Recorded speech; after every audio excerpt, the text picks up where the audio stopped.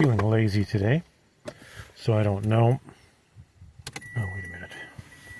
Close that damn window or I'm going to get wind noise. There we go. That's better. That's better. Yeah. Jam this into my legs so I have a firm support for the drawing. That looks like it'll work. I'm feeling lazy today, so I'm just going to do a drawing. It's nice though that the heat wave broke, so it's actually pretty cool today. So let's see what I do. Where do I go? First of all, let's get this centered.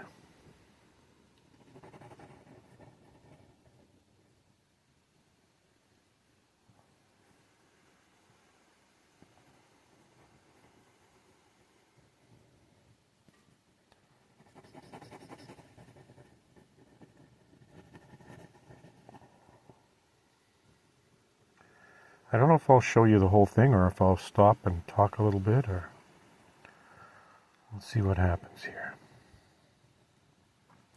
I've painted this subject before, but not from this position. And I'm using a paper now that I mostly use for painting. So I'm using this just for drawing. Let's see how that responds.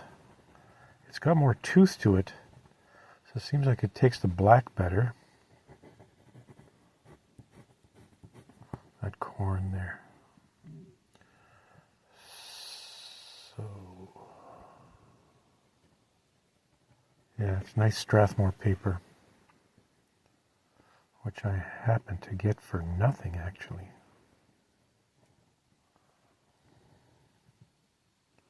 Or almost nothing. Like $1 a pad. It's ridiculous. It's expensive paper. Acid-free designer's paper.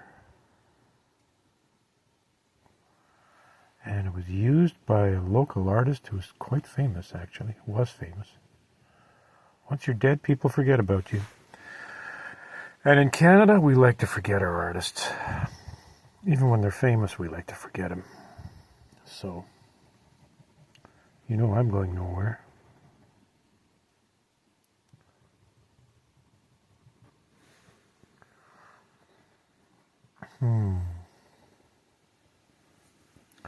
What am I going to do with this here? I've got a very interesting kind of... Oh, Jesus Christ. Oh, I didn't give enough there. Jesus.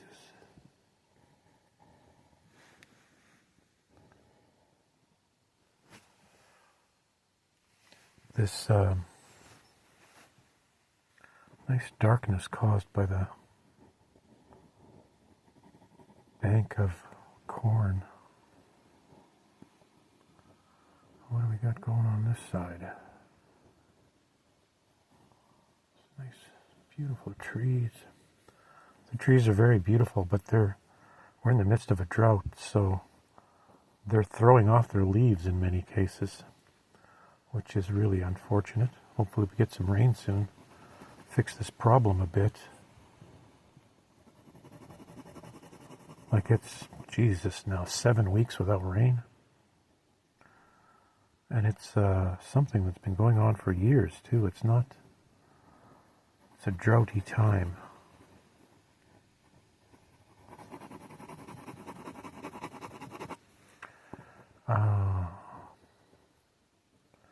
Well, it seems like I'm not stopping, turning the phone off, so there's that.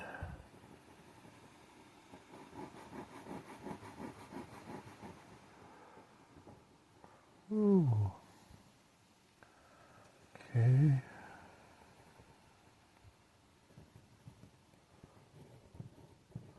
Gotta articulate this corn in some way.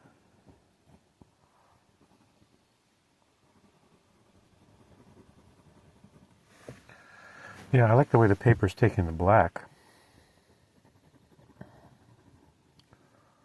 I might not do too much on this one. I always say that. And then I keep going. But I do stop You know, I often notice painters who are otherwise quite interesting, they beat the hell out of their paintings in the end stages. It's too much finish. It does nothing, it just kills the marks. Everything that you put in, I mean, in the first stages, has a life and expression to it if it was done freely. And then you keep adding and you keep canceling the marks. And you're thinking the adding is putting something in, but it's canceling the expression, the first expression of that mark, which was in many cases quite appealing. So, where to other artists? Stop. Your paintings are better when they're half done. Finish does nothing. I like, I was trained really by abstract expressionists, so it tells you a little bit about my method, or post-abstract expressionists. I mean, the abstract expressionists were 1940s, 50s, into the 60s a bit in the US, but their effect was worldwide, and I'm Canadian, so, and I was trained in, I did my undergraduate degree, my BFA in University of Saskatchewan, Saskatoon, and that place was run by post-abstract expressionists for the most part. The major one was Otto Rogers, who's, I still think, quite a good painter, recently died. And I remember one thing he used to say was the embellishment part of the painting should be, you know, the last couple of minutes. You know, you're tidying things up perhaps. Don't make the embellishment the point of the painting. It's not important. So, I like the expression of marks. I like the way they look when they're put in fresh. I like when they're not really touched much afterwards. But you do have to develop things a bit, don't you?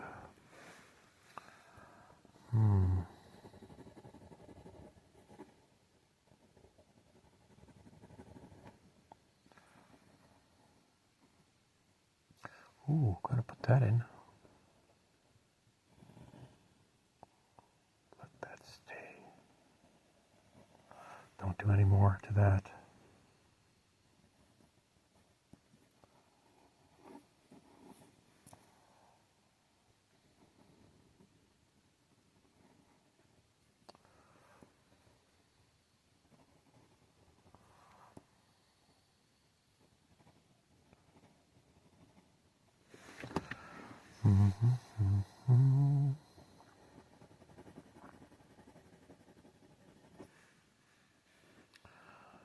But you make your art the way you want to make it.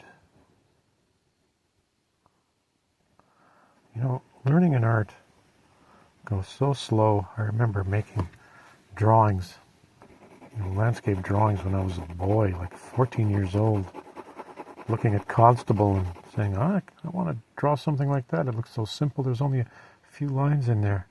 And off I'd go to draw outside, and I'd come back with some piece of crap that didn't look like anything at all. And, you know, what I'm doing here is not that complicated. I should have been able to learn this in a year. And here I am, an old man already. And this is as far as I've come. So maybe it needs to be taught differently, or maybe it's more complicated than I'm thinking. Who the hell knows? Just rambling on here. That's my tip too. If you're learning from artists, listen to the ramblings. Don't listen to the lectures so much. That's why I'm rambling on. I suspect it's more important than anything else I'll say.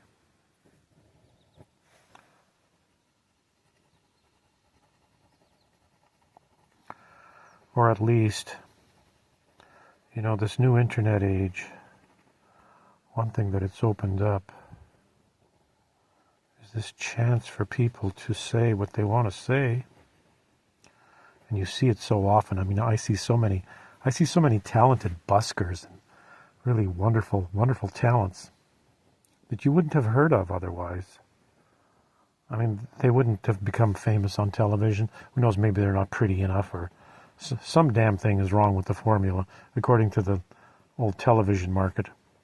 But there's so much talent, there's so much beauty, really. And the plus side, we know all the bad side of the internet, but all the plus side was that these people have a voice, and they have a chance, and we can see them, we can find them. Even the people sometimes making memes, making goofy memes, comedic memes. It's just wonderful to see people's creativity. It's wonderful to see what they can come up with. So that's the good side of the internet. Anyways, why I started talking about this is I think, I'm sort of doing these. It's a form of art teaching. It's a form of art. It's a form of recording what I'm doing too. But I don't know. Do I really need to record what I'm doing? So I guess it's a form of teaching. But I sure as hell don't want to teach classes anymore. I mean, I did that for 26 years. But I figure you still might learn something this way if you just listen to me shoot my mouth off about God knows what, while you watch me draw. Hey, should I make this? This is very light and this is very light. Should I make this? I should gray this. But then the problem again is,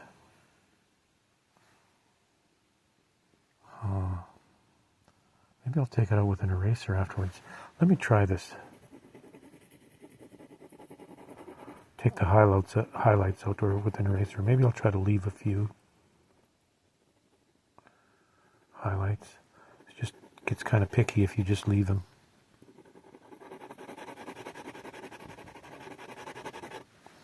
Come on, pencil, work with me.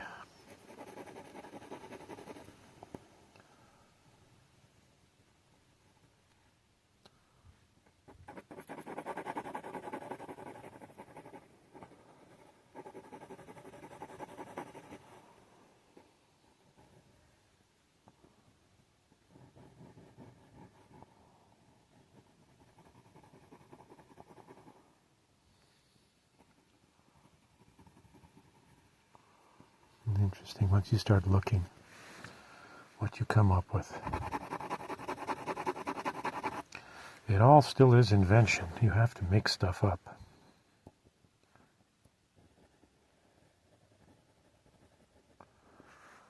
Yeah.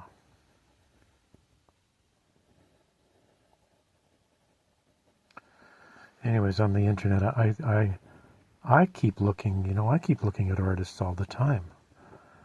The ones I like are, when they're speaking, I don't like the pontificating ones, I don't like the lessons either. I don't like, sign up for this course and we'll teach you how to collage. And for Christ's sakes, you're going to turn out a bunch of clones. Try to get inside somebody's head a bit. That is worthwhile, I think. And that's interesting about the internet. It was kind of like that at the start, A lot of interesting things happen at the start of the internet that are lost now, like eBay, for instance. eBay was really interesting at the start.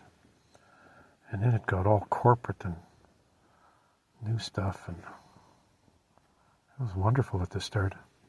I still sell on eBay. We had so much fun selling on eBay in the early years. This part is looking dead. What am I going to do? I'm going to aggravate it a bit. Like that mark helped. Be careful of your drawings becoming dead.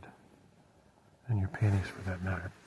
Here I was talking about finish in a painting. Too much finish kills it, and maybe I might be doing that here. Well, I got carried away with my ramblings here.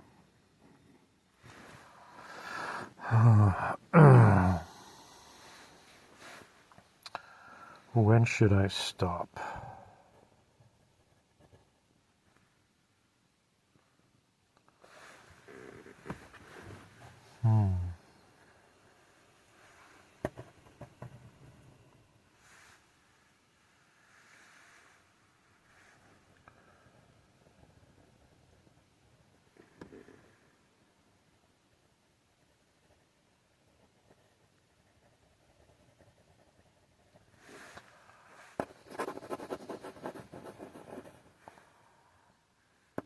Okay, why did I do that? I just introduced disorder into order because that order was pissing me off there. You can get clean disease and it just kills it. You know, what are you trying to hide? What are you cleaning up? So be careful of cleaning up. I mean, you do have to do some, but how much?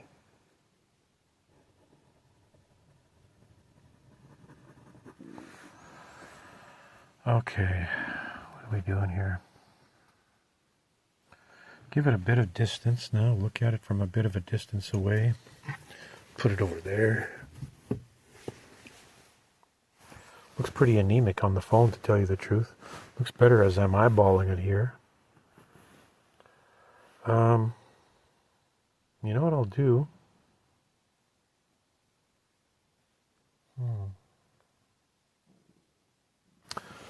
Well, let's try it. Yeah.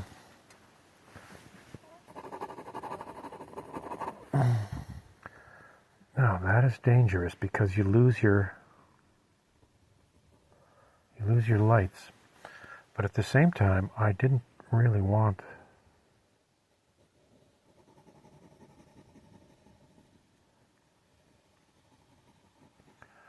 this part to be such a high value. So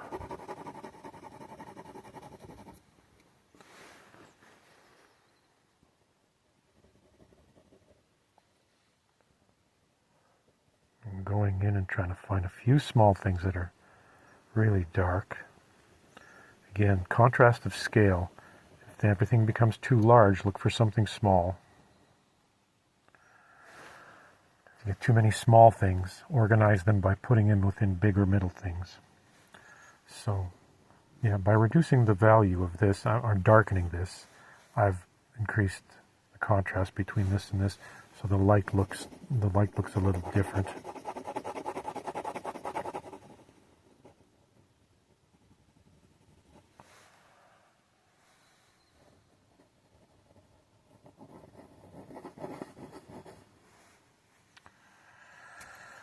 Okay.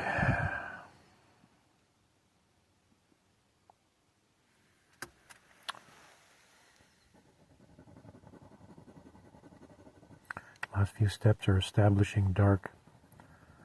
Just darkest values, as dark as I can get them.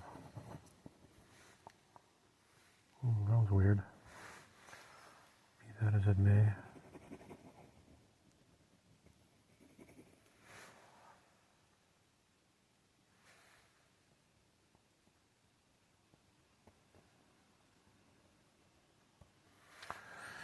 Okay, call it done. I'm done. I'll look at it for a bit while I have some iced tea.